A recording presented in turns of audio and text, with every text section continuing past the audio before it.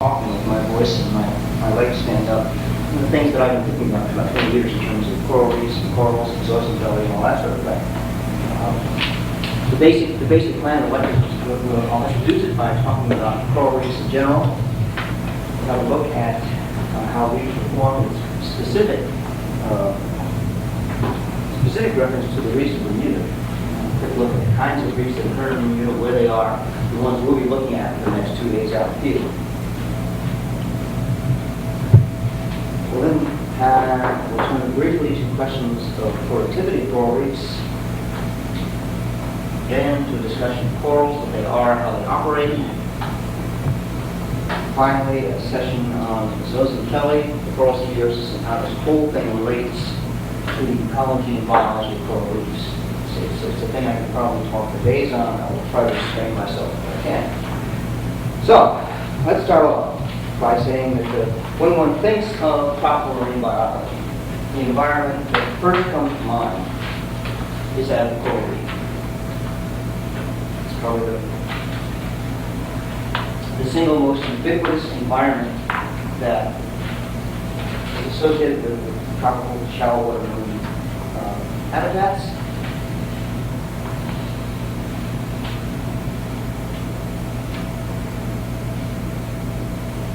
And when we think of coral reefs, we think of lots of exotic places.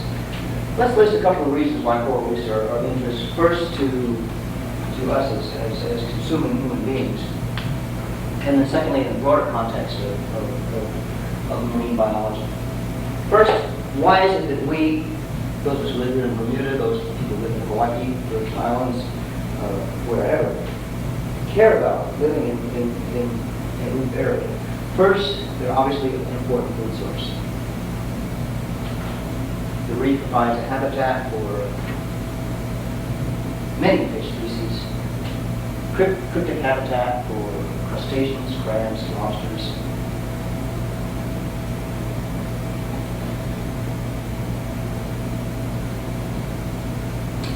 The reefs offer protection to those of us who live in a reef in a coral reef island. Basically, a system of barrier reef set up, and I'll look at how that works. The importance of these reefs is that storm wave energy, is dissipated on the outer reefs, which then protects the inshore waters, protects the harbors, boat docks, people who are building on the shoreline. Erosion is decreased because of the decreased wave energy.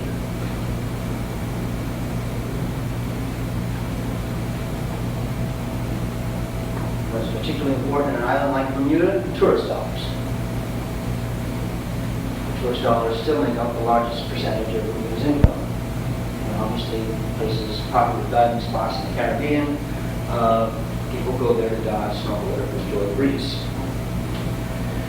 And of course, the most important point is that the reefs make the islands, without which we wouldn't be living here. It's sort of obvious. Looking at it from the broader perspective of an ecologist and marine biologist, they are first and foremost among the most productive natural communities anywhere in the world. A quick look at how those figures are derived. Turns out it's not a straightforward thing to figure out how the coral is. Secondly, they're among the most diverse. Given the large amount of organic production, given the three-dimensional framework of the physical framework of the reef, the end result is a tremendous increase in species diversity relative to other shallow water rocky habitats.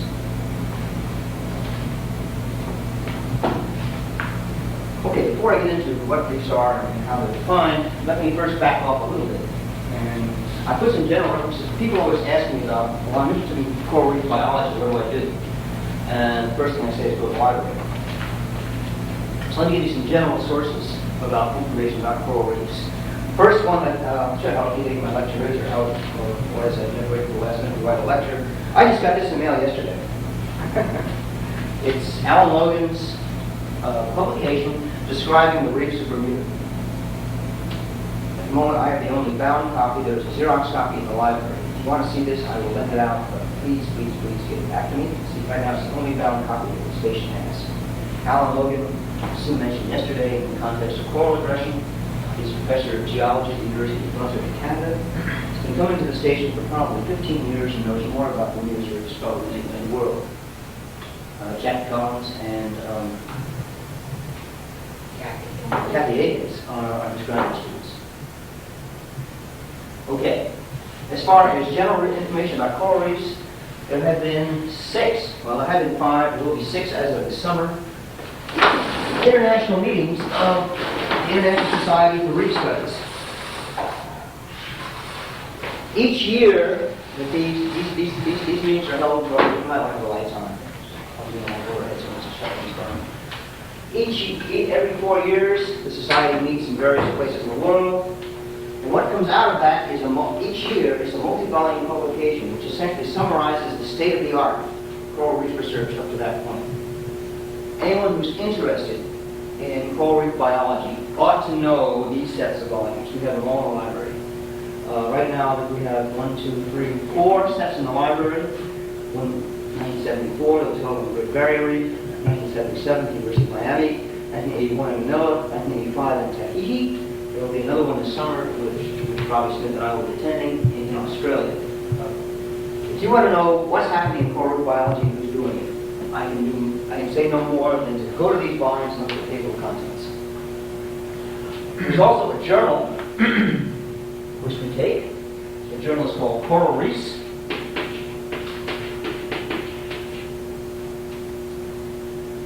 It is devoted exclusively to research on coral reefs at all levels. Geology, the biology of corals, the biology of fish, whatever.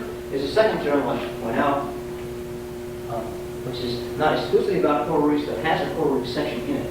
This is the Bulletin of Marine Science. You also take.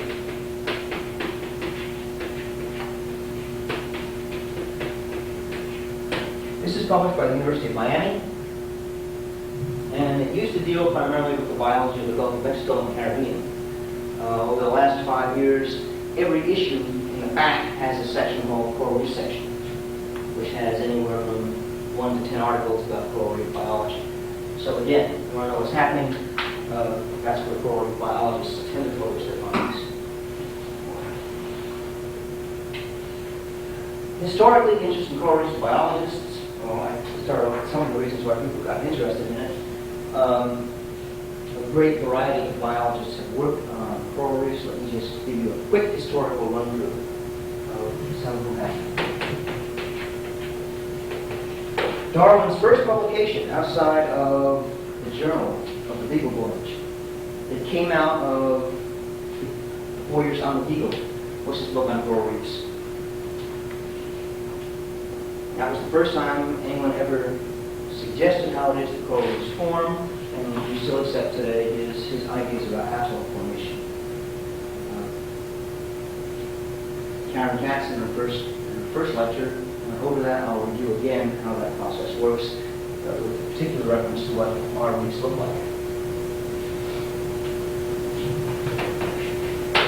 Modern research on coral reefs all starts with this man, Mr. Morris Young. That's over the last year, I believe that, right? Yeah. At the age of 24, Morris Young, with virtually no training in reefs, spent 18 months on the Great Barrier Reef in Australia in the mid-20s.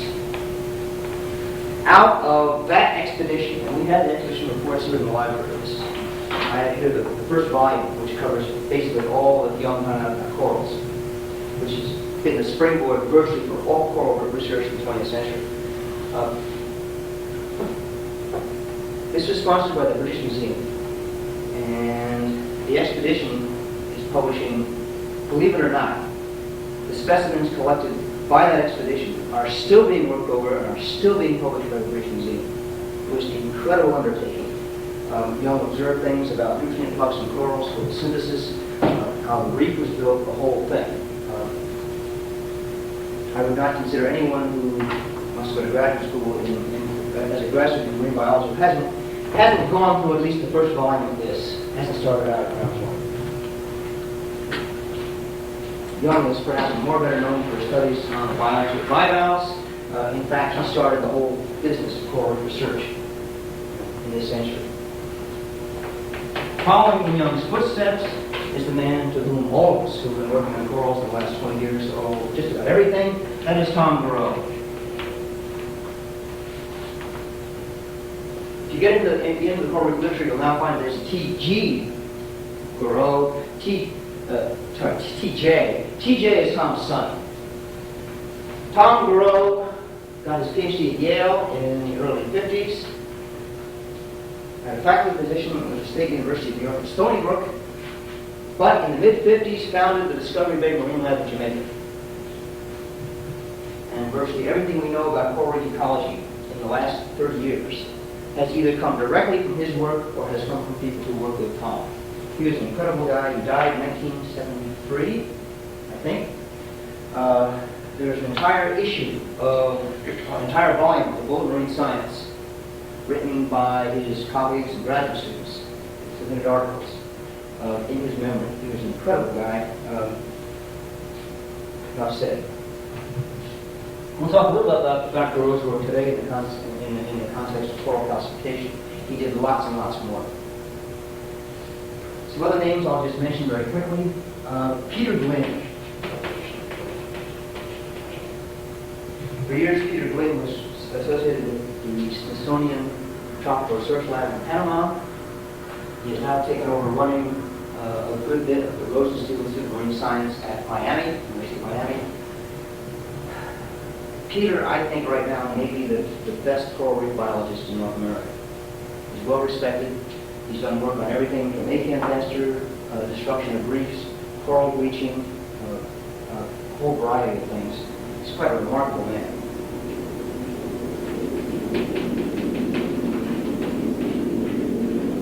Bob Johannes. I can't give you an current address for Bob Johannes. He has at various times been at the University of Georgia, Hawaii, and Australia. Johannes changed our whole way of thinking about how reefs work in the 1970s and 1980s. We'll talk a little bit about some of the things he did here in Bermuda down the line this afternoon. What Johannes probably right now is most known for is for his works in the sociology of humans and reefs. And there's a marvelous book he's written called Words of a Lagoon about Polynesian fishermen and how it is that they interact with their environment in kind of a mutualistic sense. Okay, I think that's probably the major list of things. I put these names on the board for the same reason I think that Ralph does. Because some of you may have an interest in following these things up. Those are names to go to the library and to start with. Okay, now, having done that, let's take a look at reefs and what they are and how they form. First, let me give you a biologist, and I'm not a geologist, so I won't get too bogged down in geology or the first part of the lecture, research, that sort of thing. What a coral reef, and I actually, with reference to my button, let me call them coral algal reefs, because the algae are there just with the corals, and we have to talk about them both sort of in the same context. What is a coral algal reef? Well, basically, it's a physical limestone structure. I'll let this one out.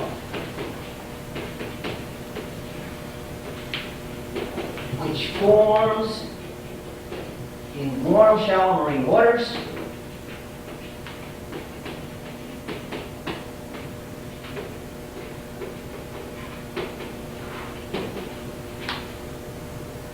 Primarily through the action of living organisms.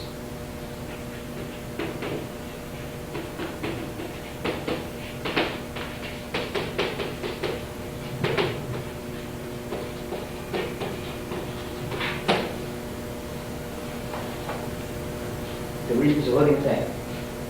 It's formed, it's broken down by the continual accumulation and accretion of calcified skeletal structures from animals and calcareous algae.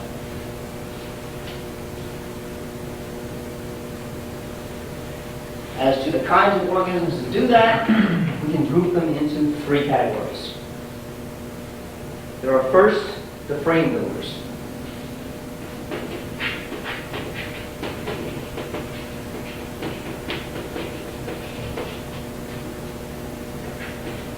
These are the organisms that make the big building blocks, the bulk of the heavy stuff that goes into the formation of the reef. And what would these be? The flora in a general sense. The hard corals, and the sclerotinians, to go back to my first day's lecture. And we might include one other group in here as well.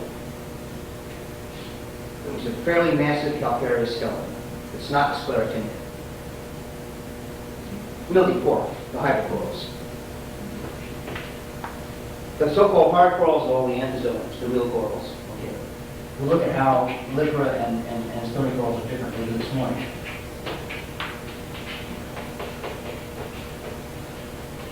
Okay. These are making large chunks of limestone. Okay? A second group of organisms that contribute to the limestone that creates the reef are the sedimenters.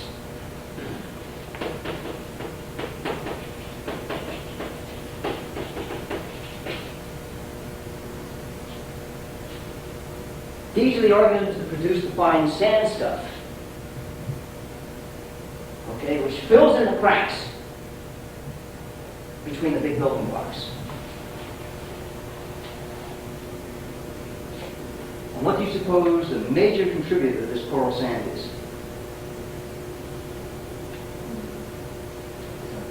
Not orange. We'll go with this. Number one. Red. Not so much the reds.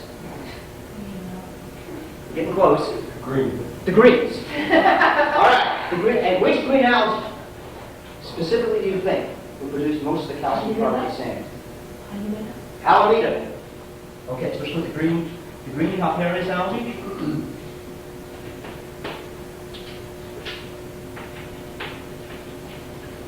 Alameda is probably the major one on most reefs.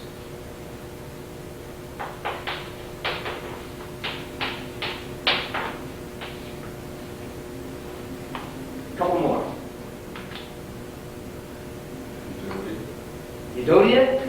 Good.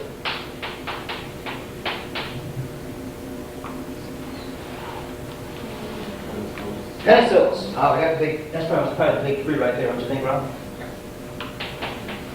Okay.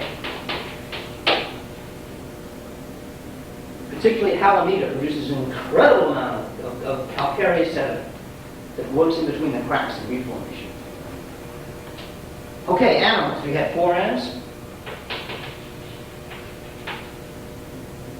What other animals make fine calcareous bits? Or even non-calcareous, I'll give you a big hint. Janine. Sponges. Sponge spicules. I mentioned another group of organisms the first day that makes fine calcareous spicules. The Gorgonian corals. We'll have a closer look at their spicules later on. Gorgons.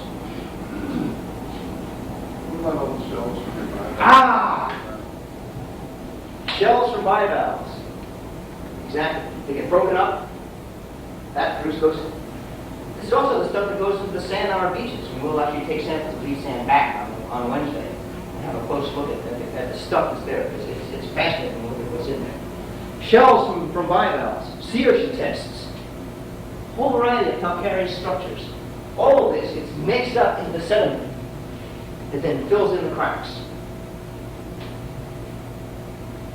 Then there's a third component, which is at least as necessary as the other two, and these are the cementers.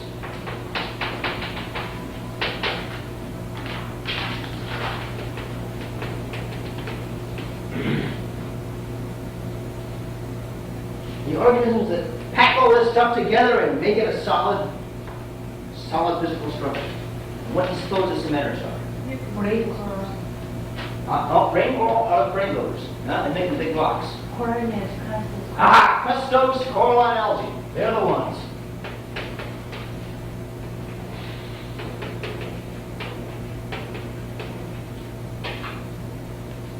And particularly here in Bermuda, what would be the important cementing red algae?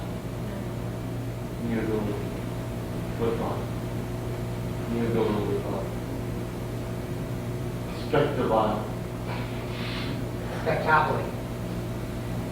Just give me a genus. Lithobanian. We're going to spit it out. We're going to bypass it. Well, these are reds, okay? Lithobanian. How about mesophyllum? Would that count? Yes. Not bad for zoologists, huh?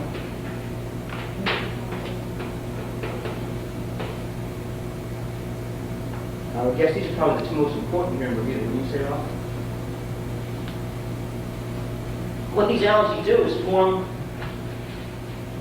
a solid mass which cements, you see, the cement, the sediment, and the frame builders together. So that over time, what you see, basically, is a bricks and mortar arrangement of limestone that actually glues itself in place and becomes a solid physical mass.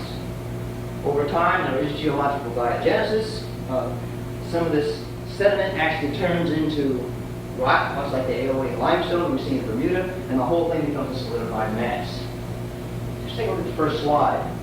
And we'll show you basically how this happens out at North Rock. This world is happening. I thought I have a slide. And it's right, I think.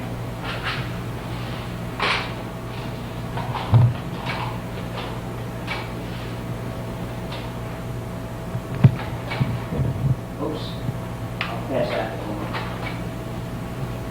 Okay, here's a little coral knob that we're likely to see out at North Rock on Saturday. Can you focus a little bit? You can touch that up. Yeah, thanks. That's a little better. Covered with millipora, brain coral, dichloria. Here's the surface of the floor, right? To give you a size perspective, this may be 6 or 7 feet. Covered with coral. You take a slice through this and look at the rock below. Here's what we've got. Living dichloria, that's the brain coral. Monostraea, that's star coral. That's at the surface, right? Some bryozoa. On the bottom, some homotrema, the red foraminifera. Then on the surface, you see, here's our layer of crustose reds. Lithophamnion, mesophyllum, whatever.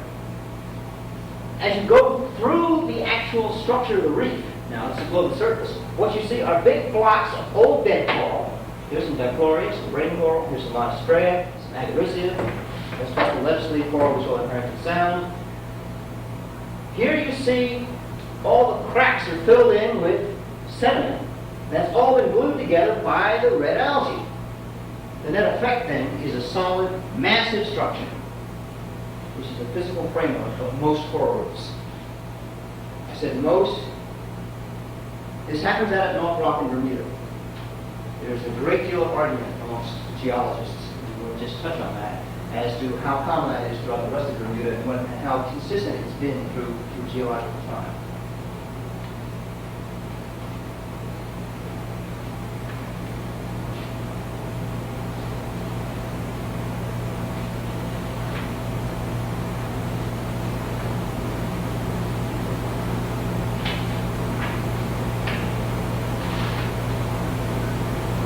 Okay. What do we need in the way of physical, you need to shut that off, thanks. Okay, Brian, can we have the lights again? What are the physical requirements? Well, we've already put sort of biological requirements on, and we'll come back to at least some of that in a minute. But let's say what the physical environmental parameters, which have to exist before a reef will develop. Turns out these are quite significant, and sort of set the framework for most of the rest of what I'm going to say. So these big points. The first requirement for a coral reef, I mentioned goes back to my original definition, is warm water.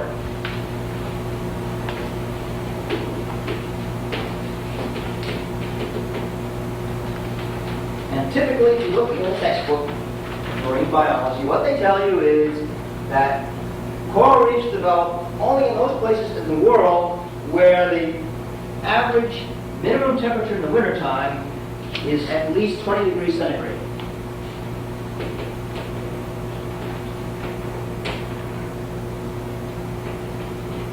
And 68 Fahrenheit.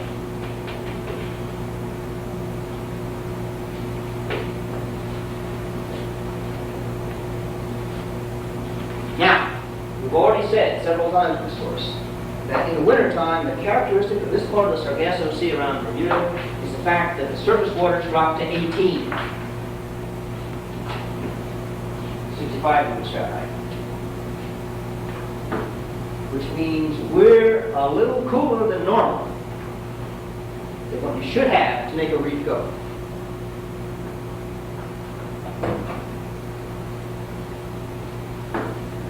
We've also said that inshore in the wintertime, over north of the Moon and Harrington Sound, there's a reach. The water is shallow, all right? And we have one of our good cold fronts coming off the winter, northwest cold winds coming from North America. Our inshore waters can drop down to 14 on a short period of time. So it gets quite colder than that. Well, there are a couple of consequences of this for those of us here in Bermuda.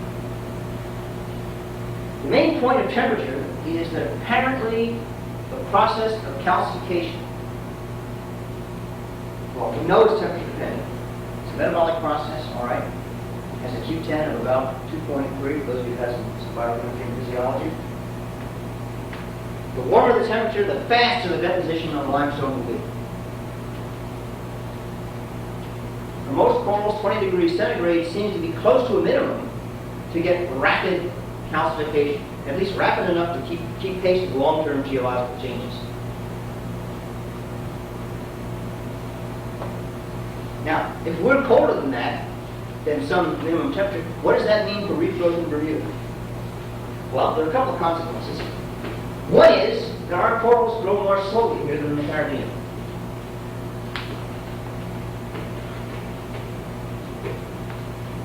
Don't know about things like Alameda. I do know about it.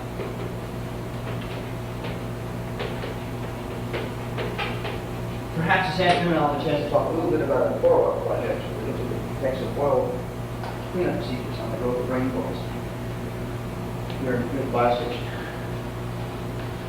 We met, in the course of that project, we measured the growth rates of Diploria strigosa rainforest. The Diploria here in Bermuda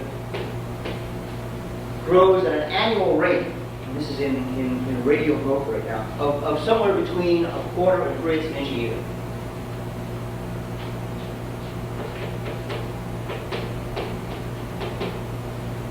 That's increase in skeleton density, all right, for brain coral growing out in that direction.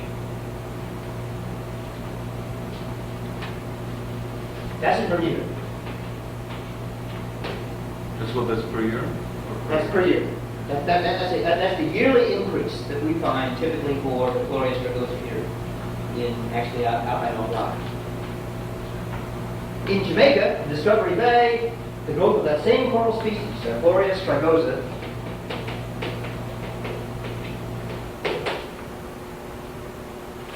is about 3/4 of an inch a year or more, to 3/4 of an inch or more.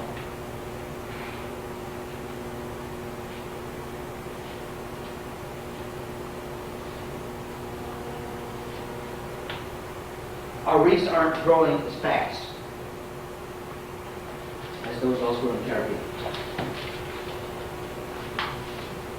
A second consequence of this temperature thing we're active in Bermuda has to do with something that Karen Katz brought up on our first day, and some of you may remember I asked a question about that. And that is, what happens to Bermuda's reefs during glacial periods?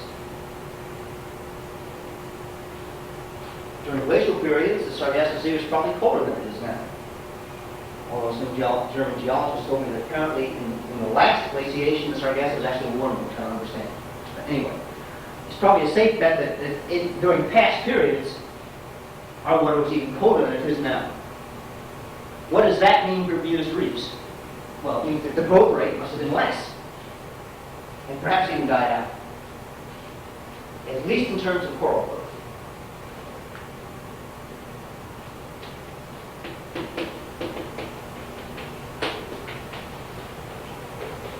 It suggests the interesting possibility that every time there's a glacial event, and the corals pretty much die out, they have to be repopulated again with larvae from the Caribbean, or Florida, wherever they come from. Don't know that for sure, but that's suggested by this sort of observation. Or maybe the species are always there, they just grow very slowly. And so there's a recruitment population, okay, so when times get better. The third consequence of temperature in Bermuda has to do with the species composition of corals. We had Sue touched on this yesterday. In Jamaica, there are, this is from Discovery Bay, there's the so-called coral jocks, the guys who do a lot of the coral reef work, a lot of diving.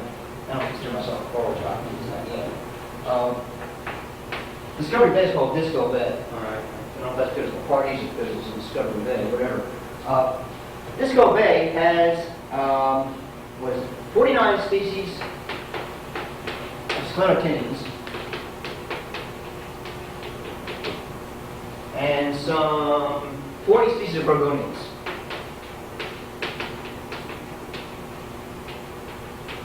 That's the total list that's been discovered, really is the north shore coast of Jamaica, from inshore right down deep. In Bermuda, we have 20 species of sclerotinians, 20 species of hard corals, of which only 10 really are common. And there's some debate about the number of gorgonians in Bermuda. The hard list is about 20, 19 or 20. There are probably more gorgonians than that.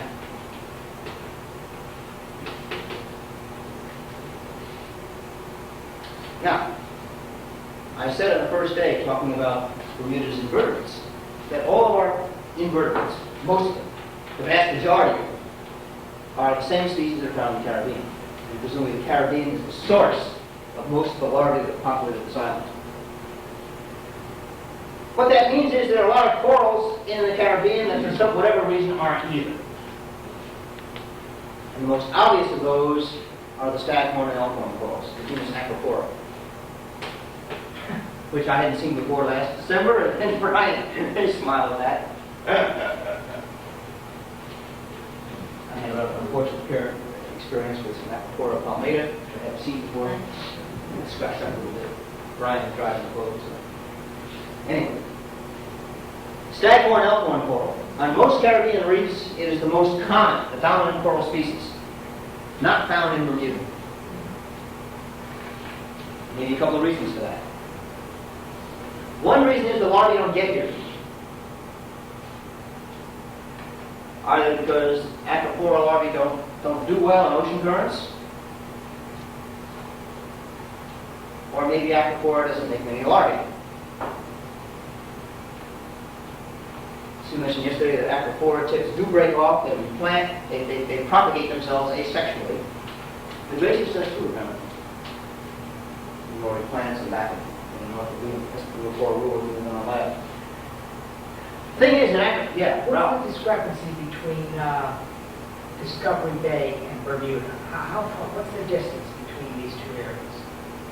You have 40-40, then you have 20-19-20. Yeah. Well, let's see. That's Jamaica, right?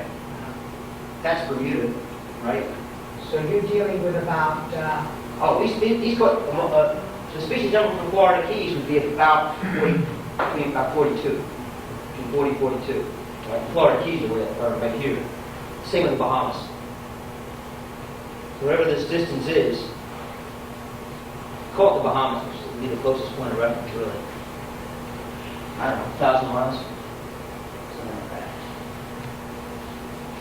Okay, is it because of the larvae or is it because of the temperature? Maybe it's too cold during the wintertime for acropora to get going.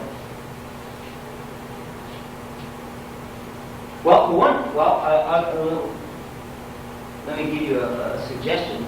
Acropora is found throughout the Caribbean. I mean, the larvae have to get from island to island, right?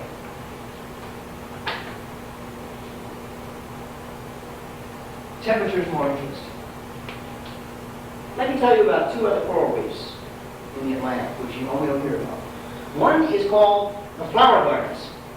And the flower gardens are located in all places about 100 miles southeast of Galveston, Texas, in the Gulf of Mexico. It's a coral reef. Has about 12 species of hard corals on it. 11 of which are found in Bermuda. That's interesting. Both species of Monostraea, both species of Diplorea, growing in a reef out here on the continental shelf in the Gulf of Mexico at about 50 feet. It's now being made a national park, national marine reserve. It's a very special place. What's more interesting, though, is an area on the east coast of Florida, which is called the Florida Middle Grounds.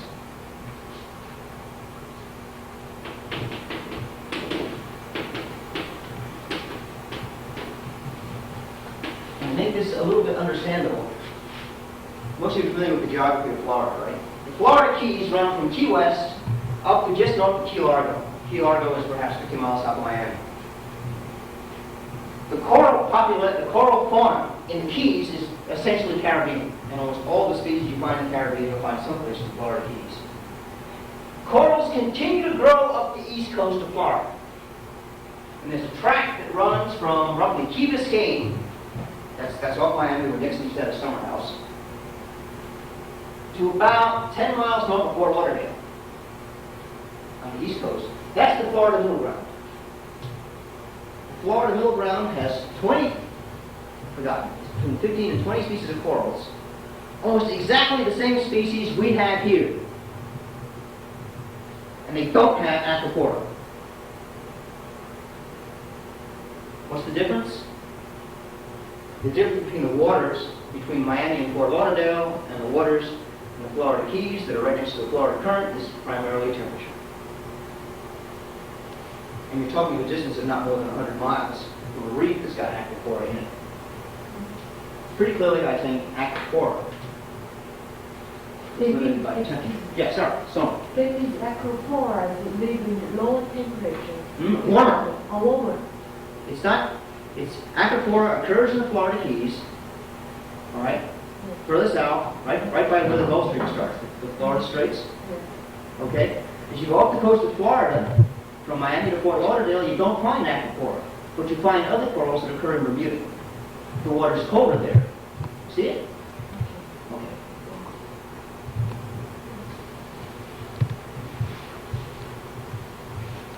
Okay. All right. So there's some of the consequences now of temperature in Bermuda and the physical factors and how that affects our coral and coral reef fauna. The second thing you need to make a reef is shallow water.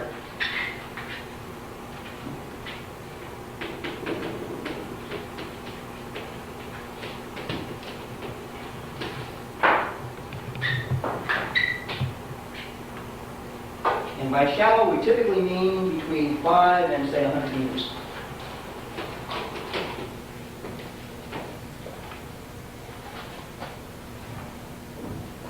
Well, there's some argument about that number. There are a number of things that influence that. It could be a little less than that. Close to the surface. Okay? What do you suppose sets the maximum depth for reef growth? Light is probably the primary one.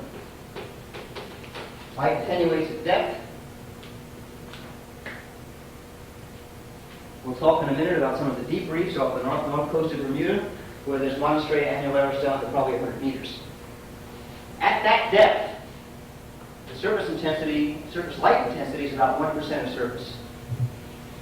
And that value is probably the maximum value you'll find for percent light transmittance at 100 meters anywhere in the world, except maybe just out in Sargasso.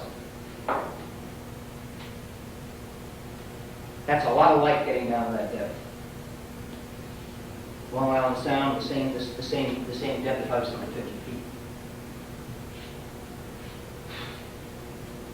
What sets the minimum?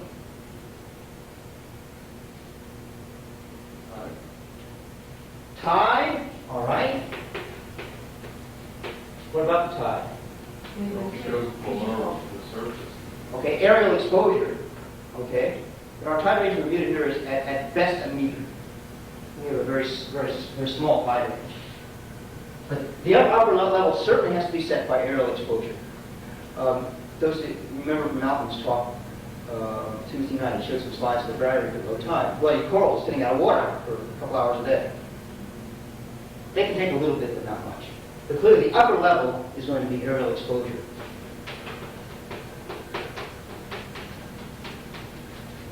But you'll rarely see corals in Bermuda exposed at low tide. This is a really low tide and the wind's going the right way. Which genus live in the area? Pardon? Which genus? Which genus? What kind of corals live in the area? You see fans and gorgonians sticking out of the water. Anything that's in really shallow water is going to stick out. At a really low tide, the wind's blowing the water off. Which occurs sometimes in Bermuda. Okay, what else will set this minimum limit? Particularly here in Bermuda, we've got a relatively small tide range, and we don't see corals exposed at low tide most of the time. And actually, now here we're talking about aerial exposure.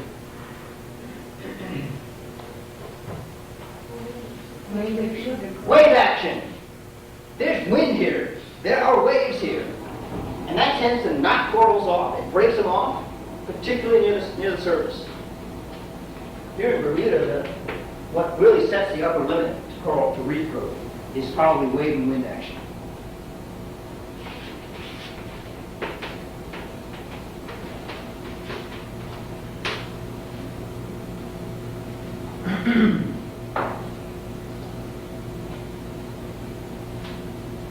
Okay, so 2 is shallow water. The third thing we need, we've already hinged upon that, we need clear water.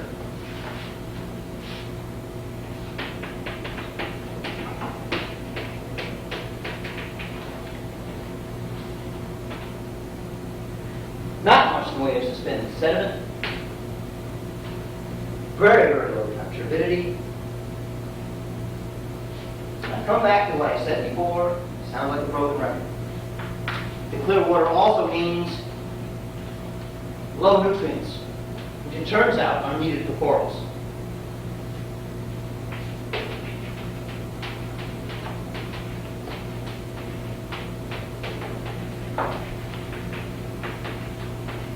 And low nutrients translates into low amount of phytoplankton degradation bias in the water column.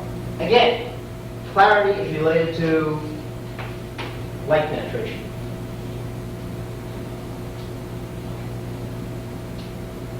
Now, there's an interesting story about that here in Bermuda, and it has to do with Kinley Field Air Base. Let me give you a name. Dick Dodge, R.E. Dodge, who currently is a geologist at Nova University in Fort Lauderdale.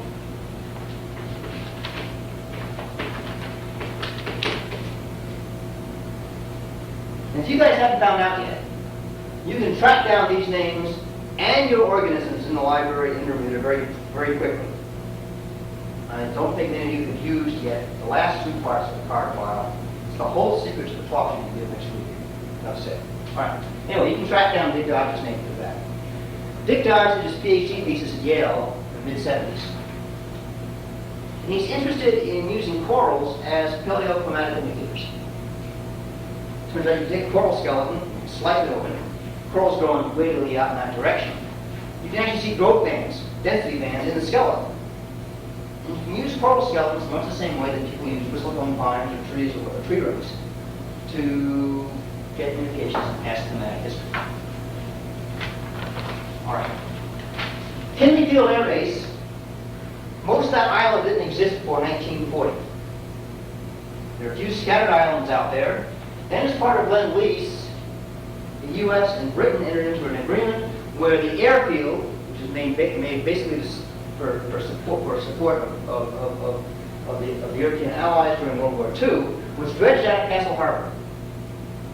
And most of the land that exists there now was actually taken out of Castle Harbor proper.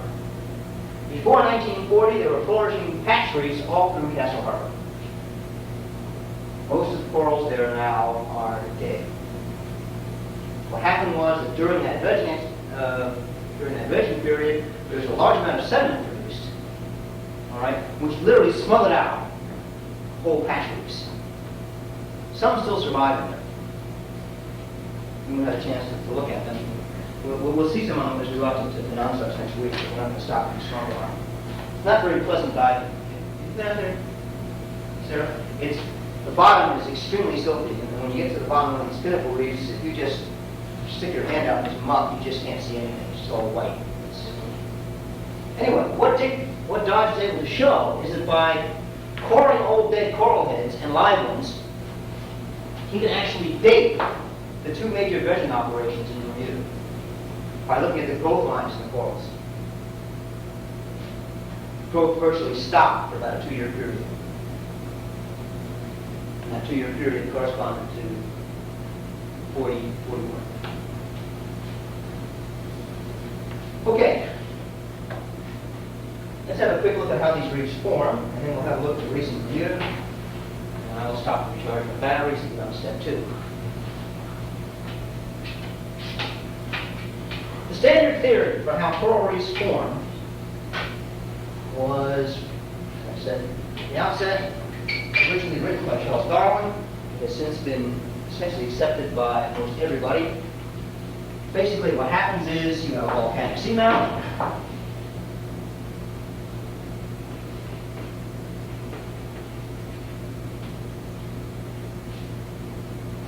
Which at some point breaks the surface.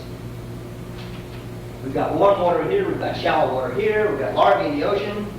I always call the little algae lings of Halimeda. You can't call them larvae, I guess they're spores, gametes, whatever.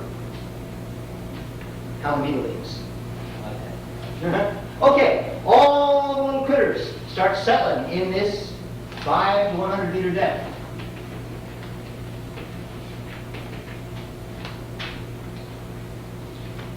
They start accumulating their skeletons. And pretty soon what develops offshore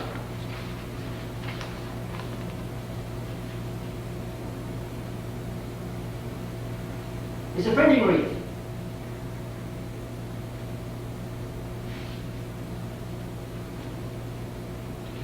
And curiously enough, it's shaped so that there's usually a ridge offshore, maybe 100 yards to half a mile, sand-filled area, and then you've got land here.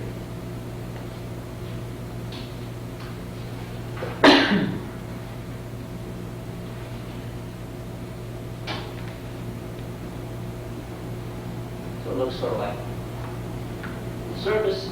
It looks basically like this. Here's land, here's the reef forming, here's the sea. Gradually, this area here starts filling in with sand and whatnot, and this is the fastest area of reef growth. Which is why the reef doesn't go right onshore, but it always tends to be a little bit offshore. Okay, so step 1 is a fringing reef. Over time, then, a couple of things are happening. One thing that obviously happens is sea levels going up and down, depending on what the ice caps are doing. The second thing is that this thing is gradually solidifying, it sinks. But the big thing is, as Karen Katz mentioned in the first lecture, is that you get limestone accumulating more and more, making this thing heavier, and it sinks. And pretty soon, as this thing goes down, the calcifying organisms are continually accreting. The volcanoes subsiding? Is that what you said? Yes. Very slowly, and we're talking probably millions of years. Hundreds of thousands anyway. Thinking or road? It's going to be both. Just can't imagine how volcano crashes. Into what? What's down here? The plates. What's down here? The crust. What's below the crust? Magma. The salt. Soft. It's less dense than basalt is. They do actually sink. And you're right, there's going to be erosion as well. Once this whole thing is covered by limestone, the volcano won't erode. It'll still sink. And a classic example is then we talk atoll, where at the moment the top of the volcano is 5,000 feet below the level of limestone. And that can't be erosion. All right? So, let's say spills at the same place sometime later, all right? Our corals and our algae are still growing at the shape they used to, but now the volcano's down here someplace. All right? So this now is volcanic. This is limestone. This is where the reef is breaking the surface. The actively growing points are right here.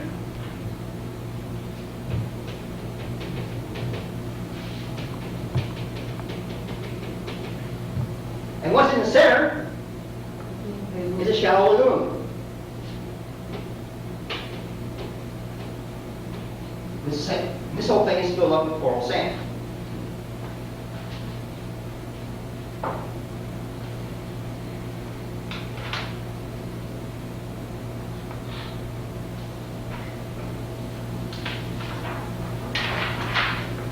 So if we look at this thing from the surface,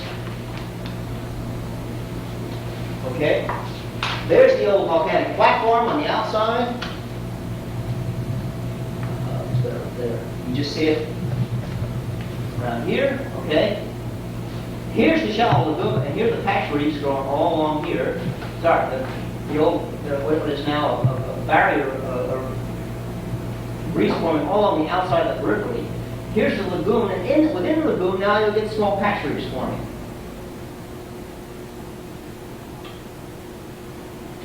And how do you suppose those patch reefs are formed? This is all sand in here, right? Well, not entirely. There's some limestone in there, right? And there's probably some differential erosion and stuff, perhaps some aeolian limestone like they have in Bermuda. You get little hills and knobs that form in the limestone. Once the corals and the algae have a spot like that to go to work on, they'll build a patch reef.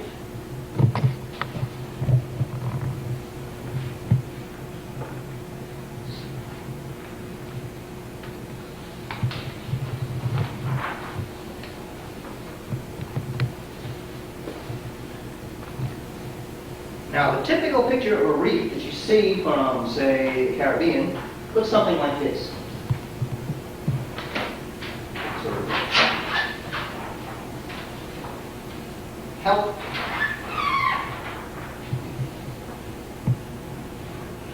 Okay. The island's out here, right? Here's the reef crest, the fringing reef. Here's the lagoon offshore, right? Typically in the Caribbean, this reef crest area is filled with branching corals, and most places in the world you go, that's going to be Aquaphora, or Palmina, or Cervicornis. There's a reef front down here. Most of your reef growth is occurring in this area right here. Here's a little reef flat area with little corals starting in, as we told you. Maybe seagrass bed, and then finally on the beach. That could be, except for this, that could look like whalebone, for example. Now, Bermuda almost looks that way.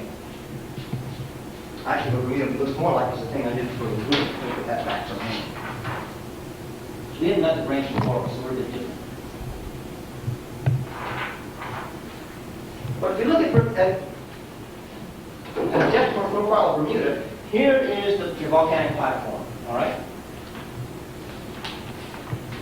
Close inshore on the south shore, 10 to 12 miles out on the north shore.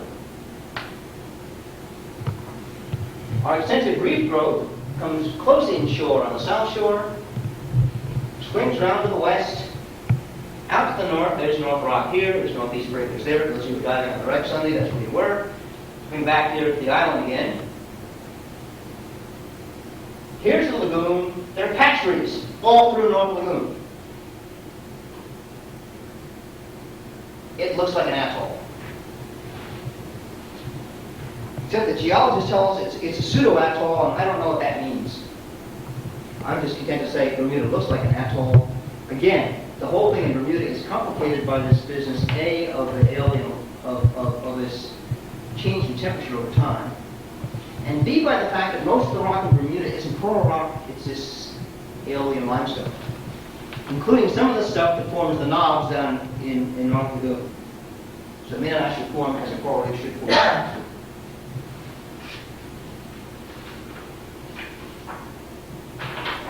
Okay, let's take a close look then at the reefs in Bermuda, the kind of reefs they are, where they're found, a little bit about how they're probably formed. This is the handout that I've given you. And it's a diagram from Alan Logan's book. So this is relatively recent. And it's the first time I've talked about it, and maybe I'll get confused, maybe I won't. Let's see what happens. Not interested in back in here. Excellent.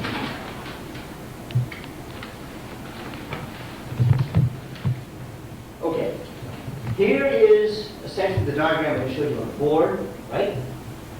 Here's the cross-section through Bermuda. Here's the North Reef. Here's the South Reef. There's the island as we know it. This is a section probably that runs sort of in that direction. And we can divide the reefs in Bermuda into basically three categories, depending on where they are and how they formed. The first category includes all those reefs that occur along the platform margin. Right along the south shore, out along the margins, northeast breakers and North Rock, and along the western part of the rim, including the western ledge flats, where we'll be going tomorrow. Where we're going tomorrow? Oh, these are growing on the platform, okay? The second category of reefs are those that occur in the lagoon, inside the main reef formation. And the third kinds of reefs we've got, and these really are geographic, are those that are inshore. They're the fringing reefs that are right offshore. And they're also the small reefs that occur within Castle Harbor. Not in the lagoon proper. Okay, let's take a quick look at the kinds of reefs that occur in these various places. First, the ones that occur on the main platform margin, where most of the reef growth in Bermuda is occurring. If you look at this diagram, okay, the platform margin then includes all of this on the north shore and just about everything on the south shore. The edge of the volcanic platform. Okay? Working offshore and coming in, the first kinds of reefs you find on the platform are those on the four-reef slope. These are the deep reefs. You've seen both on the north shore and the south shore. The depth is about 20 meters down to about 80 to 100. We don't know very much about those reefs. Obviously, it's difficult to dive to 300 feet. There has been some work done, however, on Bermuda's deep reefs using submersibles. And some Germans were here a couple of years ago with the submarine Geo, which I think is run by the German equivalent of National Geographic. Hans Fricke, some of you may have seen some of his work on coral reef behavior. He and Peter Meischer, who's a reef geologist, were in charge of that. And what they found was that in this area between 20 and this goes down to 50, maybe deeper than that, in this steep drop-off, most of what they saw were these little plates of red algae that form like shingles, which dominates the bottom on these deep reefs. However, they did find corals growing down to, believe it or not, 100 meters, including Monastrea cavernosa and Monastrea annularis, the two star corals which are among our dominant reef builders. Apparently, these shingles of red algae so cover the bottom that they make it difficult for corals even to get started. And given the depths that we're dealing with here, and the fact that at least in the summertime the temperatures may be significantly cooler than up top, the coral's going to grow very slowly in any case. Working inward then from the fore reef slope until we get to the main rim, that is the actual top of reef, is the main terrace, so-called, between 5 meters and 20 meters. This is the most active reef growth area in Bermuda. And in general, on any coral reef, the most active reef growth will be off the main rim just as you start going down the first 20 meters. The coral coverage here, on the North Shore anyway, can be as high as 50%. It's about the highest coral coverage in Bermuda.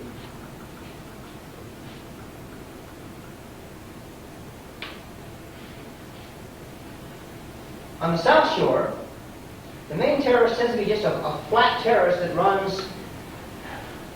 Sarah, you guys on some of these that deep flat reef is down about 60 to 100 feet. You been out there? I'm not sure. It's on the South Shore. Well, this section actually probably comes off of probably up the Castle Road someplace. It's this flat area. The depth is about 60 feet, maybe a little more than that. Okay. Whereas on the North Shore, we get this particular slope. On the South Shore, there's just this terrace. Some people think it's an old Pleistocene shoreline. It's down about 60 to 80 feet. But it's before you hit the main South Shore reefs. The coral coverage here is nearly as high as you find on the North Shore. There's a lot of wave action going on. Finally, as you work in the platform, you get the actual rim of the platform, the shallowest reefs of all, the ones that break at low tide.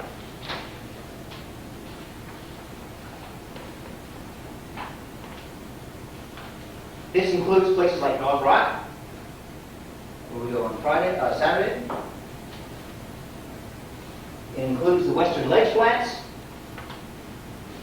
we'll be snorkeling tomorrow.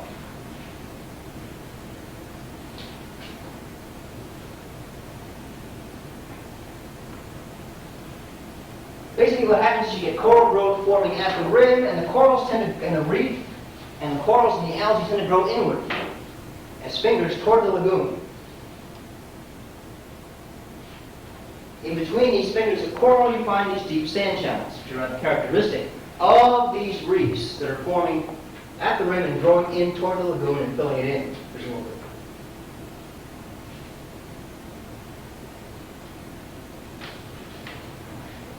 On the South Shore, we don't find that kind of reef.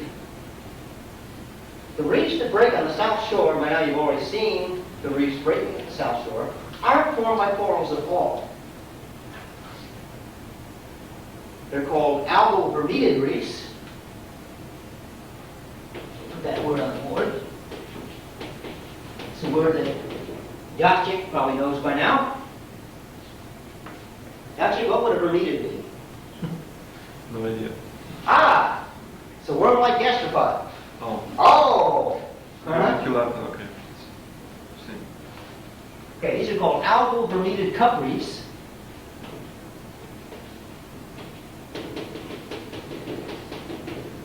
And the common name for them are the boilers. These are along the South Shore. There are no corals growing on these reefs. We'll have to go into them in a moment. All along the South Shore, what you see are these reefs that break at low tide, and you see the froth on them most of the time. The base is limestone, but the top is formed all by encrusting algae and by these gastropods. And there are layers of these things that form these worm-like tubes. And what's curious about these things is that they tend to grow as mini atolls, hence the name cup reefs. They're pillars, there's a rim around the top, and the center is saucer-shaped. They can be anywhere from 5 feet to maybe 30 meters across. And we'll be able to swim out to them when we go to the beach on Wednesday. They're called the boilers because these pinnacles are permeated with all sorts of holes. Lots of boring organisms have gotten in there. And the water rushes into the holes and comes out the top and frosts and starts boiling.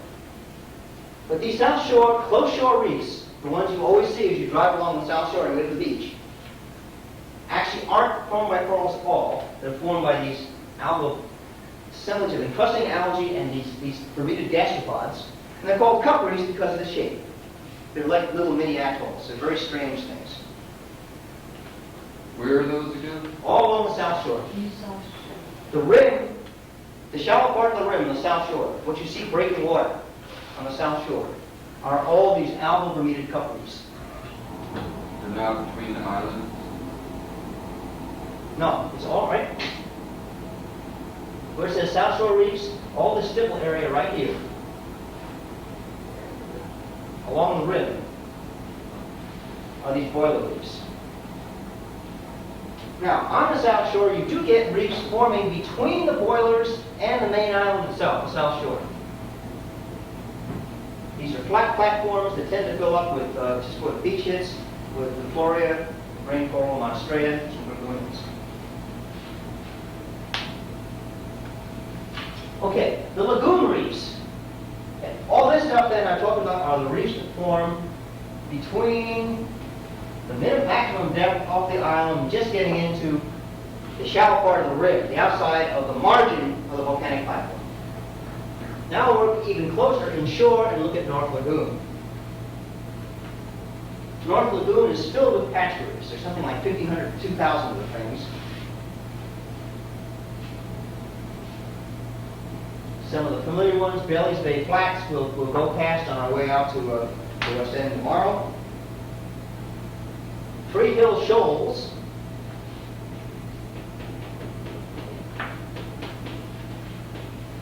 It's a patch reef we'll pass on our way out to North Rock, out here. But oftentimes, when we get blown out of a field trip and we make, and if the wind doesn't let us go out to North Rock on Saturday, we'll go to either Bailey's Bay Flats or Free Hill Shoals. It's more protected. They're always our fallback reef trip in case the weather doesn't let us get out to the really far out reefs. Patch reefs grow on limestone knobs that stick up in shallow water that are free of sediment. And typically what these things look like, well, there may be a pinnacle, a knob of limestone here with a little bit of coral on top. They're called knob reefs. Maybe a couple of meters across, maybe less than that, some few coral heads. But over time, what happens is that these things, and actually the growth of these things is dependent on sea level more than anything else. So think of one that started during a standard low sea level rose. What this knob reef gives rise to over time is going to be this long pinnacle. Because what's happened is that the coral started out, and the algae started out at shallow water, i.e. the last glaciation. And as sea level rose, these things continued to grow up, but they didn't grow out because there was all the sand around. They were limited by the size of the knob they started out. What you get is a pinnacle reef, which is typical of the reefs in North Lagoon. They actually grow as pinnacles. They vary from 10 feet to maybe 30 feet in height. Lush coral growth on the top, and a fringe of branching corals and various kinds of algae on the bottom of the pinnacle. They're quite unusual and quite distinctive, and you only see them really in North Lagoon. Interestingly enough, the coral diversity in these patch reefs in North Lagoon is the highest anywhere in Bermuda.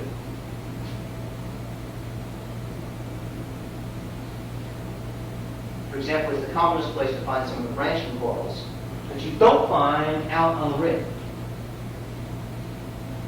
And why might you not find branching corals on the rim? It's a reason. Wave action. Yeah, they've obviously broken off.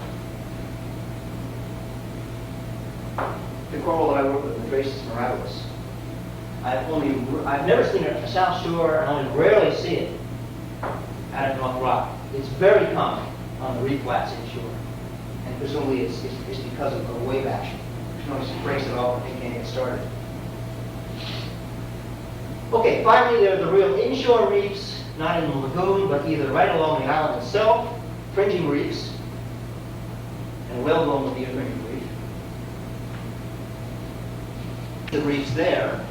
In here is this reef flat area inside the boilers, which leads to the growth of Diphloria and Monstrea. And you'll see that on your section here between the rim reef. This is the rim reef and the main island itself. The next slide. This is a typical shot at North Rock. One of the characteristic things about these reefs at the rim on the north and west shore is that the reefs tend to grow in from the rim toward the lagoon. Here now is a finger, I don't know which direction this is taken. Here's a finger of reef covered with gorgonians and coral, and here's one of the sand channels. It's very obvious right at North Rock. A good place. This reef flat might be anywhere from 3 feet to 15 feet, depending on the tide and exactly where you are. These sand channels drop down about 30 feet. This is the top of one of the reef tops. There was a sand channel goes from over here, and as you snorkel over, you see this sort of typical association of sea fans. Who's that? That's fire coral, millipora. There's Diphloria, so on. Next shot.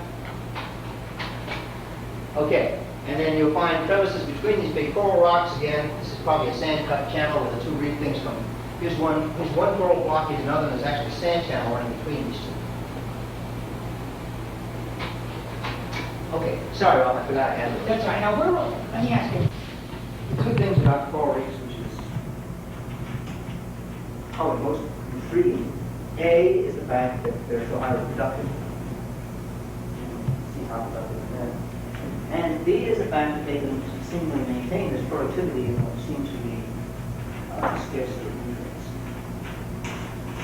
I doubt that we can always answer that out this afternoon and probably tomorrow morning. So, that has led a number of ecologists to make the observation that coral reefs are sort of oases in the midst of oceanic deserts. That's sort of true. You can say the same thing, I suppose, about seagrasses and mangroves. And I think one of the themes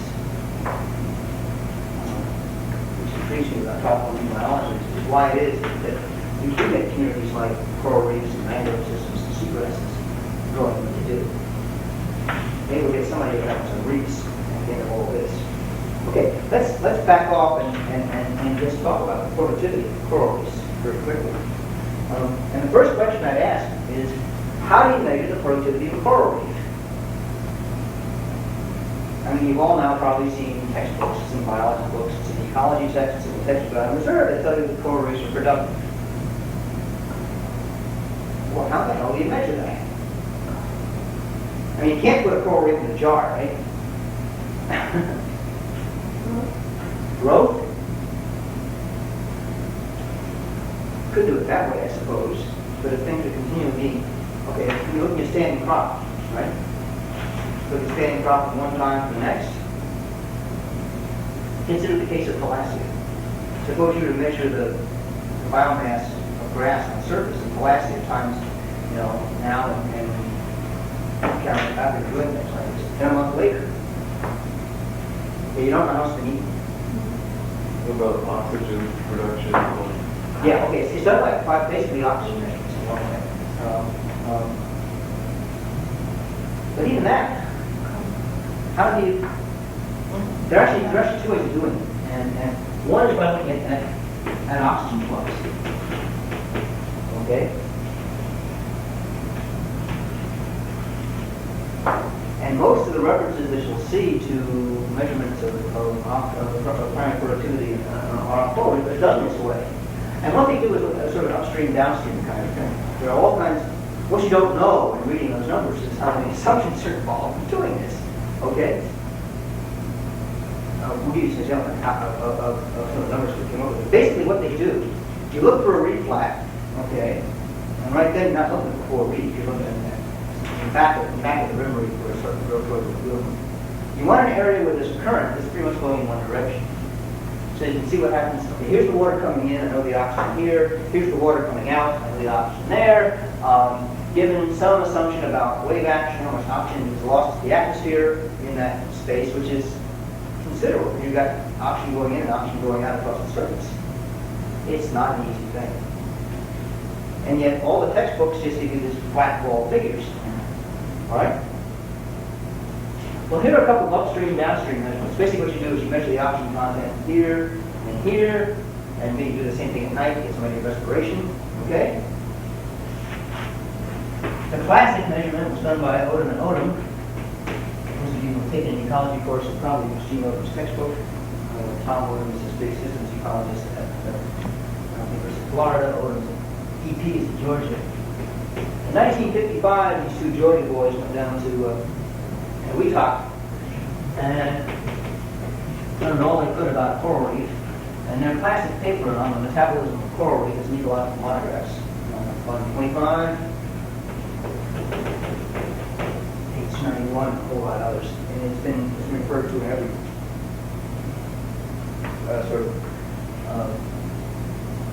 text on this sort of thing. Okay, by doing an upstream downstream thing, they came up with a value of 14 grams of carbon per square meter per day.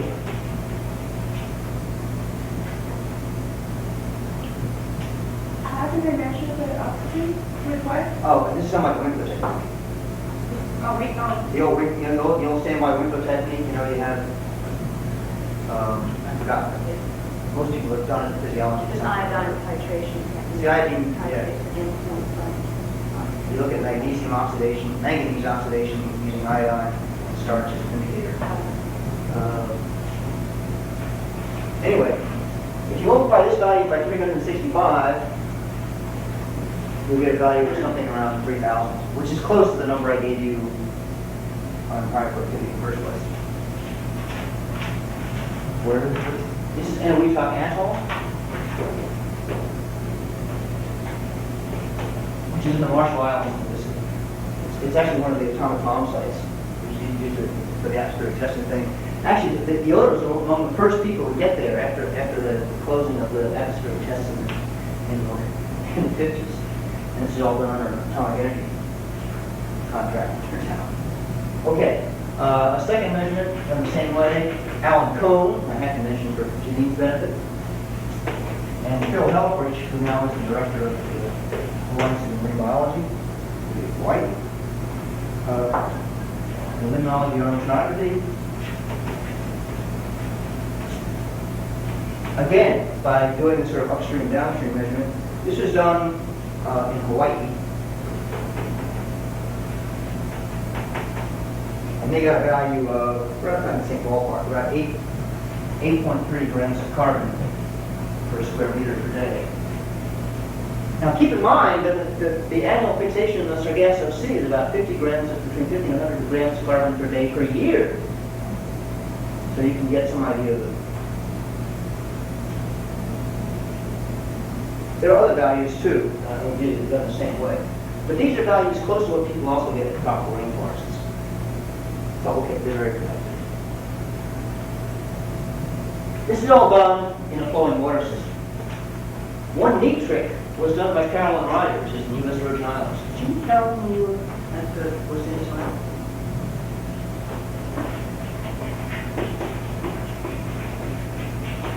She's actually now with the National Park Service. She's actually working on she's actually involved in a number of Buck Island projects in St. Croix, along with Betsy Gladfelder.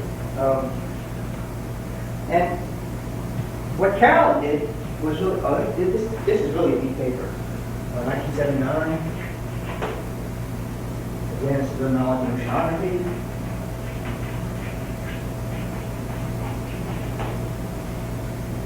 Volume 24, 342. She basically built a flow tunnel in St. Croix. The problem with these upstream downstream measurements, the biggest problem is how do you determine oxygen and CO2 flux between the sea surface and the atmosphere, particularly with the wind blowing, without the wave action. What Carolyn did was construct about a 50-meter tent made out of polyethylene, wires and whatnot, and it's open at the bottom, okay? And she put this over a reef in St. Croix, and she aligned the thing so that the direction of flow went right through this tent. And she put it at various spots over the reef, okay? Then she measured the oxygen content, point A, and then she went down and she take her to point B.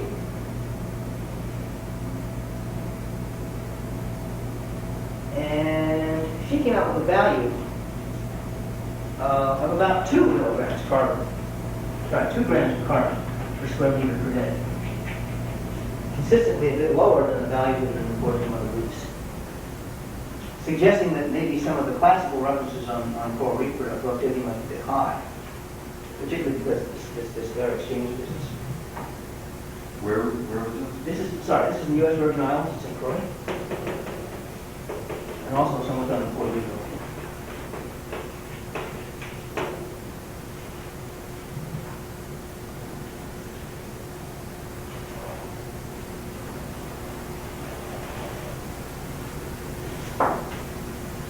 Oh, there are other measurements showing void over details, but everyone who's looked at reefs a number of ways, this one was measurements like this. You can also take a separate separate box and put algae and seaweeds and corals in a box and see what happens. There are these gizmos called in situ respirometers. You can take an optional electrode in, you can stick in a light meter, put the thing down in the reef, and it's all battery powered, runs by itself for 24 hours. We'll be doing this sort of stuff out there next year. But that just gives you single components, not the whole community. Okay. The reefs are productive. Where is the productivity coming from? Who's responsible? Turns out nobody knows for sure. But we at least know the various components. What we don't know is which of these components are doing what. The first possibility of macrophytes, the fleshy algae.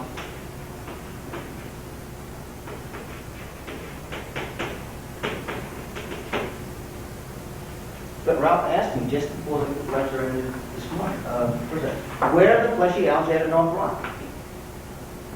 Well, when we go out to the West End ledge flats tomorrow and out to an off rock on Saturday, you tell me where the fleshy algae are. But you don't see them. The second possibility are these so-called algal turfs.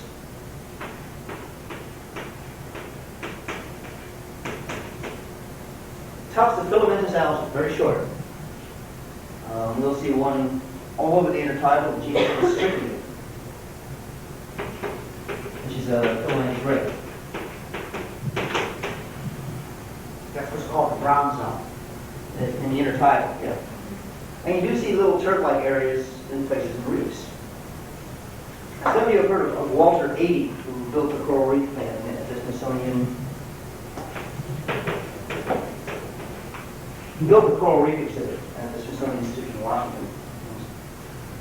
For a long time, Ady was on a kick of trying to grow crabs on these little filamentous algae. He was claiming enormous production rates in these turfs. Turns out he made some basic mistakes in his calculations. And there are a lot of people who don't believe that Ady was right, the numbers he published, and B, that these turfs are common enough on the reefs to account for most of the productivity going on out there. Okay. The algae you will see at North Rock and the West End ledge flats are the calcareous reds. Both the crustose and some of the branching ones. The crustose are probably the most common.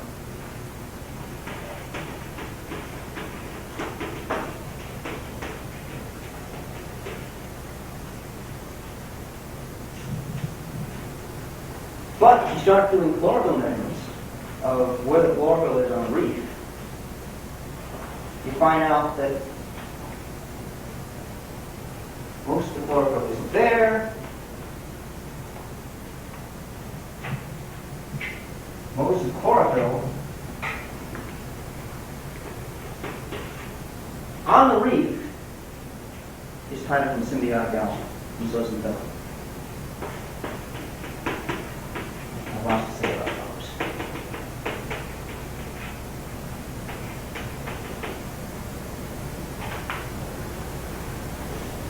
Now, factored into this is the fact that there are organic inputs into a reef which aren't due to the algae that are actually living on the reef.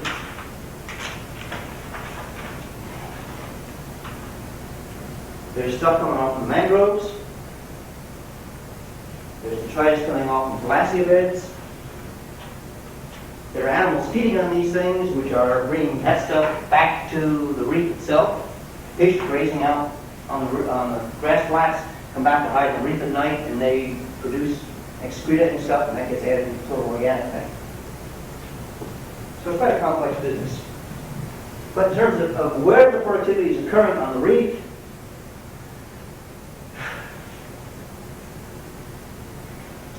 it probably depends on what reef you're looking at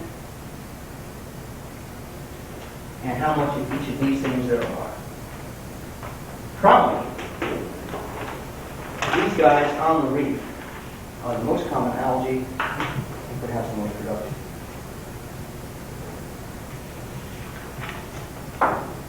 There's an estimate based on the abundance of zooxanthellae on reefs and the amount of surface area that reefs make up of the total world ocean is very, very small. What that estimate was of the productivity just through the zooxanthellae and corals alone is equal to 2% of the total productivity of phytoplankton in the world.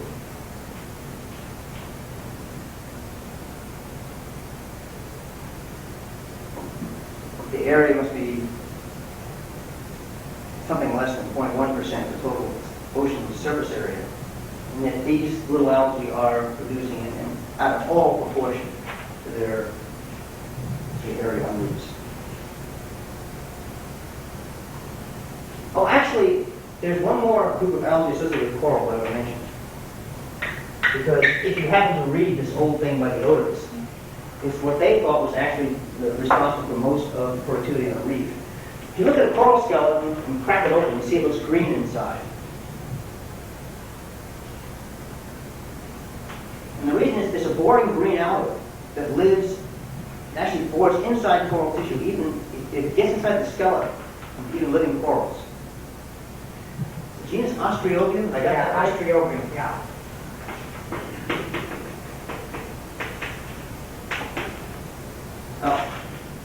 Now the Odom saw this green stuff, and they made some rather crude calculations based on chlorophyll content that these guys actually were the most productive algae on reefs. That turns out not to be so, and it's not to be so for at least one very obvious reason, and that is that these are algae living inside the coral skeleton, which is covered by lots of other algae. Always to say there's not much light getting inside the skeleton. This is a very curious thing. I don't know if people really know much about this biology at all. No, and I don't really think it contributes much. It's just found a real good niche to live. And I think that's about the end of the story.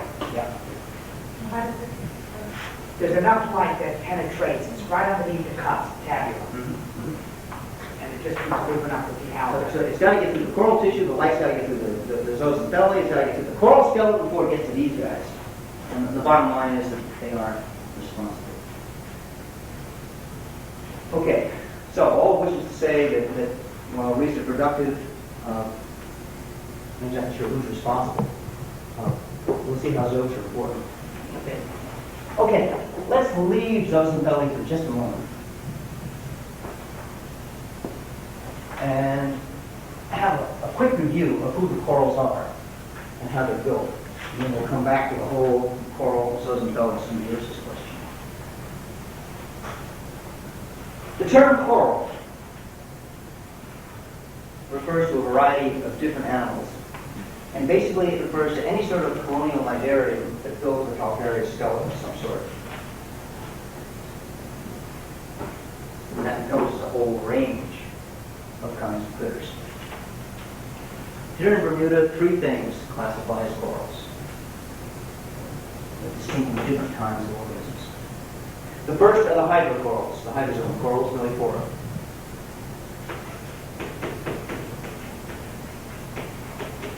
This afternoon we'll have a whole variety of coral skeletons out, and we'll be having a go identifying these things. I'm going to give you the names now. You can see the live animals. Harry's already an expert, he'll help us out. Because we'll be seeing these corals all throughout the next 2 days out in the field. Get them on now. Millipora is a hydrozoan. That's the jellyfish stage, the sexual stage. And if you slice through a millipora Okay, you look at a millipore skeleton, what you see is a solid piece of calcium carbonate perforated by pinholes. The polyps actually extend through the skeleton, which is quite different than the stony corals. If I cut a section through a millipore colony, it looks something like this. I'll draw the calcium carbonate in red, and the living tissue in white.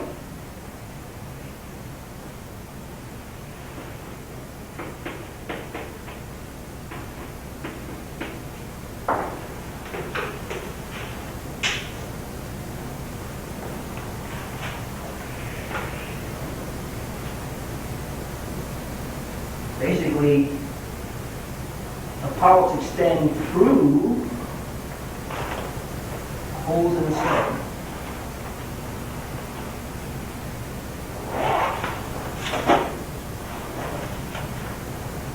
If you recall, this end is a scleron, lily gut, and it will be continuous throughout this whole thing.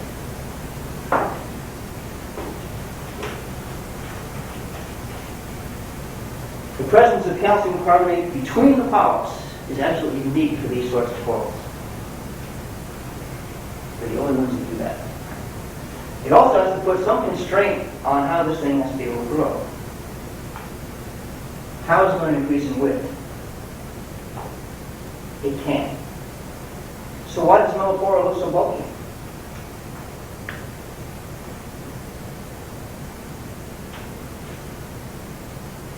How does Mellipora grow? I've said this a couple of times.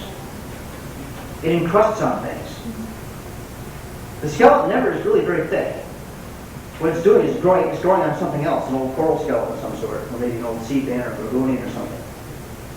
And if you actually crack, well, the skeleton can be sort of thick. Much of the bulk actually is based on something else. And again, the problem is because of the curious way this thing grows.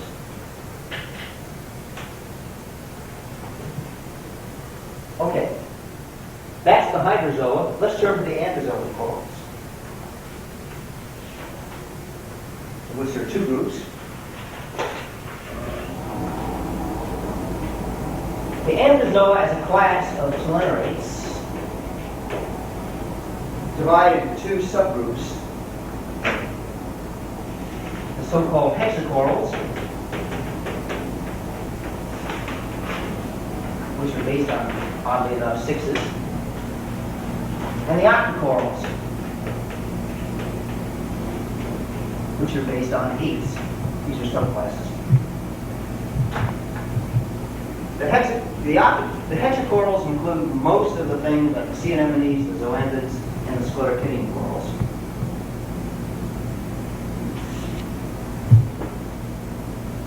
And typically when they first start developing, the young polyps have 6 mesenteries and 6 tentacles. You may recall I showed the videos of coral, of a variety of plantula that in fact started out with 6 mesenteries. After that they add a lot more and they soon lose the 6. Many corals, you can see, have septa arranged in multiples of 6, 24s, 12s, and so on. But it oftentimes gets lost in the shuffle. The octocorals, though, maintain themselves as 8s. So this thing would be the anemones, zoanthids, and the sclerotidians.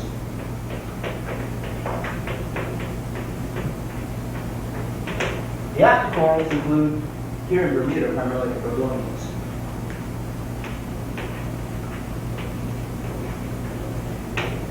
In these, the polyps always have 8 tentacles. And the tentacles typically have side branches to them, they're pinning. If you look at a single Gorgonian tentacle, you look like a little bitty pebble. It's a single tentacle mouth, so the mouth is here. And another one will be out here someplace and find the same kind of arrangement. What's making up pinnate structure? Pardon? Oh, the tentacle surface is thrown into these folds on the outside. This is all part of the tentacle, all right? Mm-hmm. But the surface is elaborated. I should have drawn that line through there, sorry. And it's actually the outer surface of the tentacle. apparently it's a way of increasing surface area when you're limited in the number of tentacles you've got. So it increases either your light capture or your fluid capture surface area. Okay, let's turn to the scleropinions first. And if I cut a slice through a scleropinion coral, it'll look something like this in a very schematic way.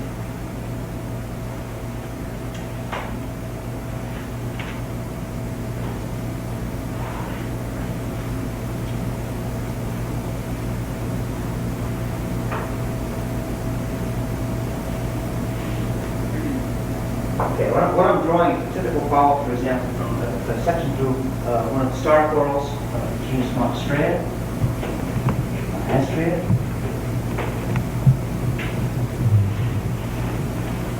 Here again is the gut.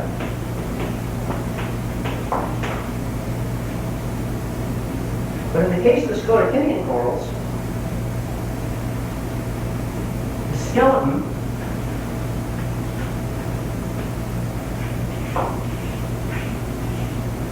is always underneath the live tissue.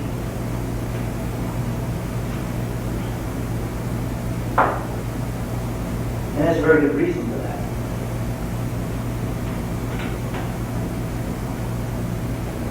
This tissue layer here is actually 3 layers. The gastroderm, the microscope, 3 cell layers. Actually 2 if you jump in the middle. What I go on is a single line. In reality is this.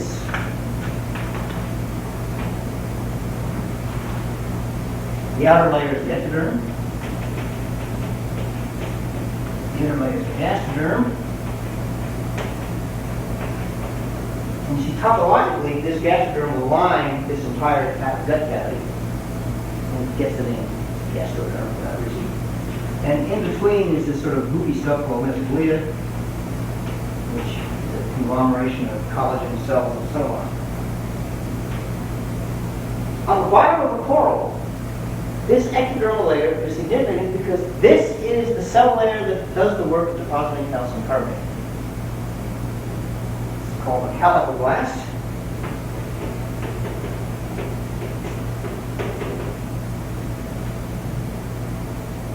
And we know a little bit about how calcification works in corals. These cells produce both an organic precursor, the skeleton, and there are vesicles, little membrane-bound packets of calcium inside these cells. There's some good EM studies now on calcification of coral larvae, so you have some idea of how this process actually works. What these cells do is make a little packet of calcium. One of these packets of the organic precursor is laid to the outside. All right, and we're not exactly sure how this happens. In fact, we don't know how this happens in any mineralizing organism, including humans, for that matter. Is that this stuff gets laid to the outside, and what's produced then is this complex of mostly calcium carbonate with some organic stuff in between. And we think that the organic stuff acts essentially as a nucleation site for the precipitation of calcium carbonate. In other words, it sets the site for how the crystals actually grow. But the whole point is that this process is directed to the underside, okay? Because it's done by this underlying calicoblastic epithelium. As a consequence of that, in a scleropinion coral, there is never any tissue inside the rock. It's only the outer surface. It's live tissue.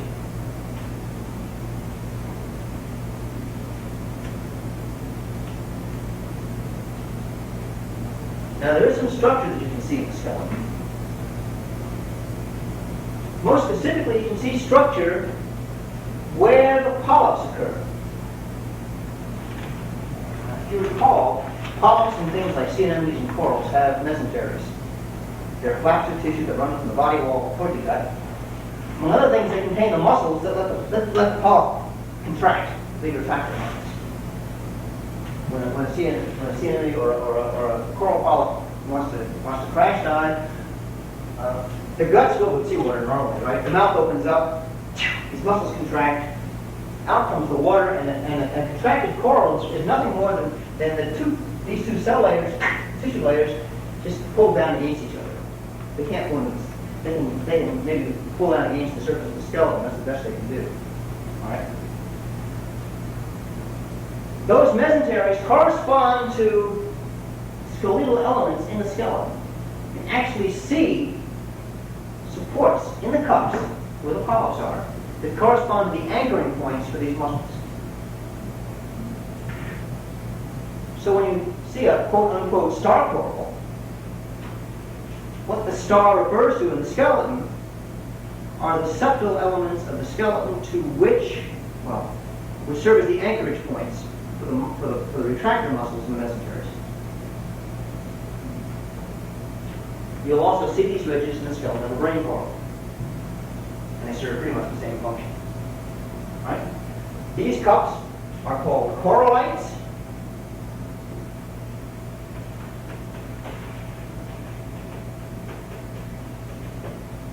And pretty much tell you where the polyp was in the living coral. Where are the muscles anchored? Oh. I assume, Well, the muscles. Okay. If I draw a septum in here, okay, mesentery. It's a plaque of tissue running from the body wall here. Okay.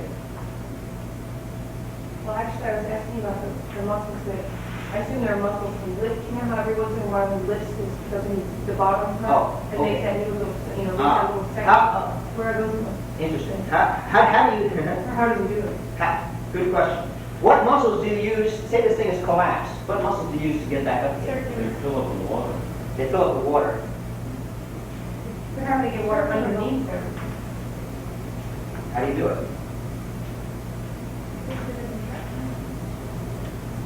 Who's had invertebrates? There's something about what's significant about the mouth of anthozoans or structures there? The cephonic lip. There's a ciliated groove that runs along the mouth, okay? And that thing's a water pump. And basically what happens is when the thing crash dives and collapses, the mouth opens up, and the cilia then refill this whole thing with seawater again. Which is how the thing expands.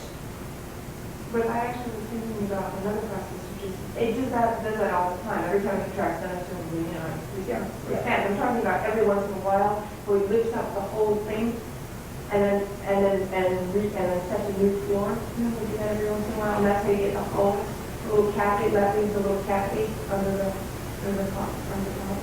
Okay. Ideally, in a sclerotinian skeleton, you don't see any holes. See, this is a continuous calcifying process. Right? As this thing grows, what's going to happen? It's going to continually lay the newest layer right underneath this calcoblastic epithelium. The net effect is You're saying you never lifts up the bottom and starts again? I read that in the book. That every once in a while, but I did read that he lifts up every once in a while. okay. They get real holes. There are daily growth lines in corals. All right, in some corals. And actually how they're made, and it occurs in something like isophilia. What happens is the tissue actually lifts up and closes down again on the outside. You know, it doesn't happen in most corals. And it doesn't happen, certainly in a big nasty thing like Monostrata. These daily growth lines are seen on the outer cups of certain corals. And it's actually caused by the diurnal lifting of the tissue, but only at the edges. It has nothing to do with the normal calcification process. That's an interesting point, though. And what's interesting about it is that I won't get off on the corals, so another trip. Okay, so that pretty much then is how these corals are built.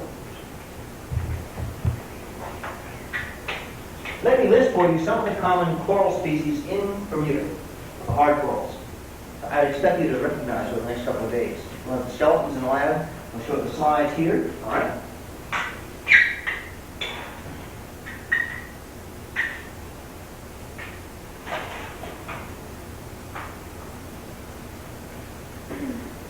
Okay.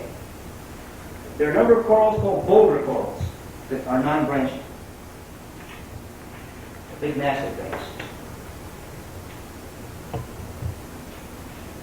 Two of these are so-called star corals.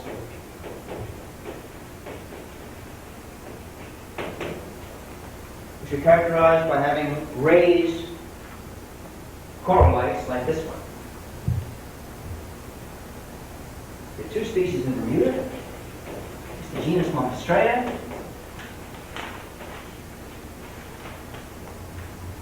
They're characterized by the fact that one has big polyps and one has little polyps. Big polyp one is Monstrea caminosa. The little one is Monstrea annularis.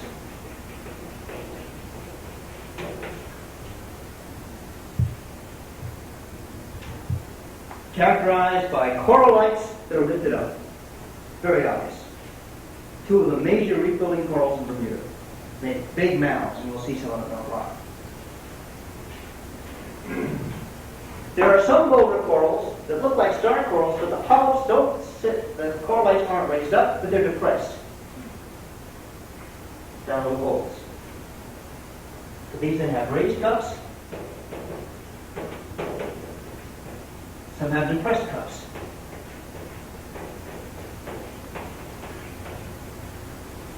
Narrative would be an example of this one. Depressed cups?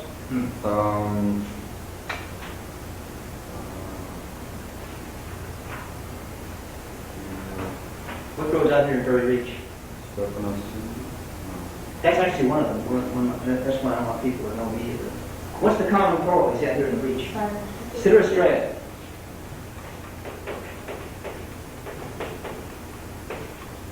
Radiance. Species of that one. Very common inshore.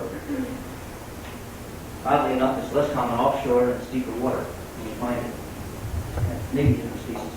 Just maybe still a question. How do we tell raised cups and pressed cups and all Let's see it in the lab. that? No, so we're just going to see the skeleton. Here, yeah, let's see the skeletons. It's pretty obvious. The cups on this one are raised up. They're No, quite I obvious. mean, I can see in a dead skeleton, but in a live one. You can have a look at Citrostrea next time you go swimming in the reach. You'll see it in the live coral. Okay. Parietes asteroides.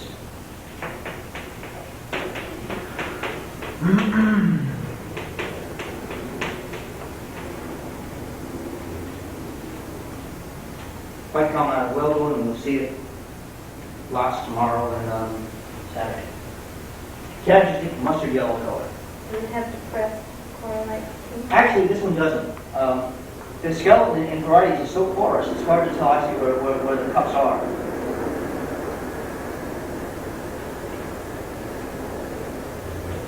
One interesting characteristic about Parietes asteroides is there's a barnacle that lives in the skeleton. And once you start looking for it, you can almost name the species of coral because it's got this barnacle at the top. It's a very obvious hole at the top of the coral skeleton.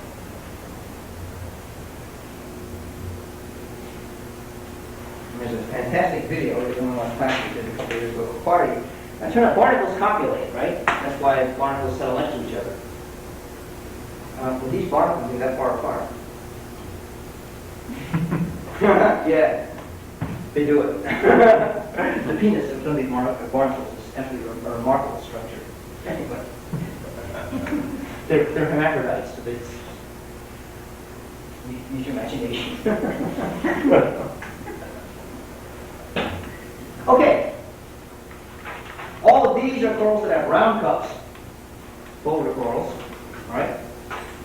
And the polyp structure basically is a ring of tentacles set down in a single mouth.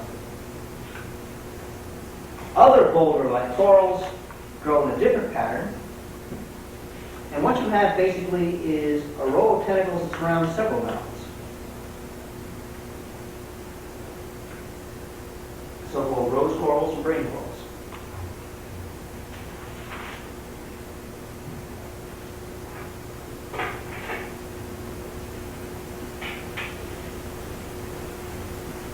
The mustard coral is considered star coral also? You can't see the stars in the skeleton. When you see monostraea, particularly any of these two, you'll see what they call star corals. That name is sometimes put on this one as well. But the septa are very obvious here. Parietes, the whole skeleton looks like it's porous. It's very hard to tell where the polyps are. You almost can't see the stars practically. So star coral is just a common name because the cups have very obvious mesogerial septa in them. Okay. In this gang of corals that have essentially sinuous or tentacles surrounding a number of mouths, you've already seen one that you've recognized, the rose coral. All over Perry Beach, Isophilia sinuosa. It's a nice green thing that came back yesterday from Sports and Catherine. Never gets very big. Always in sort of a characteristic shape. It never gets round and boulder-like.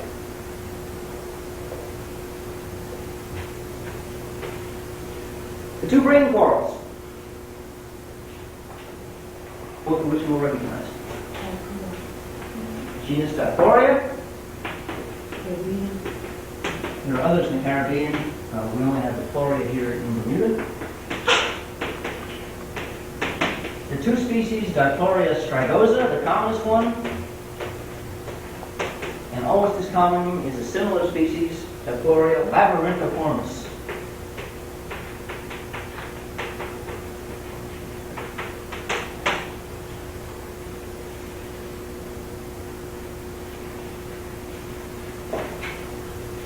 And the names already suggest how you can tell these things apart.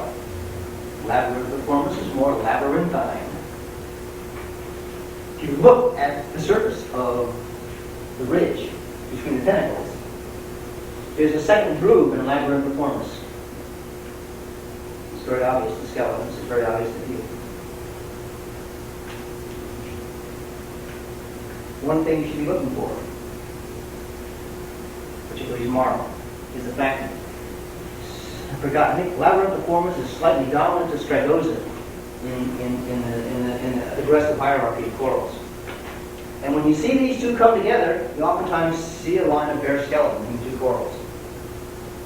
So you want to keep it, once you know to recognize these two brain corals, look to see where they come together, because you'll probably see a line where this guy has blasted away the tissue of that guy in the aggressive interaction.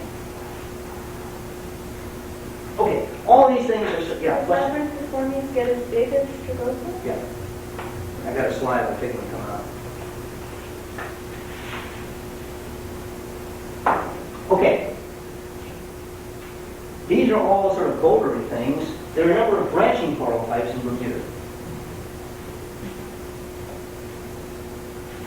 The commonest one is the so-called ivory bush coral. Common name.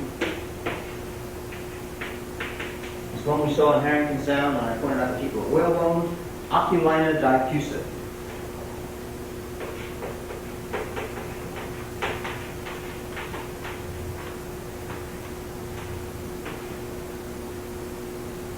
Oculina is of large polyps.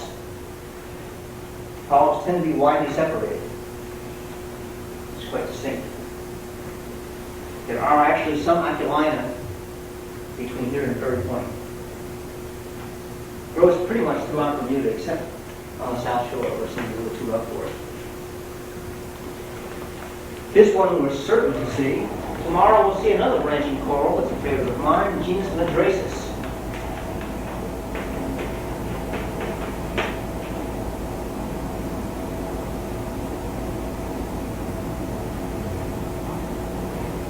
There are two species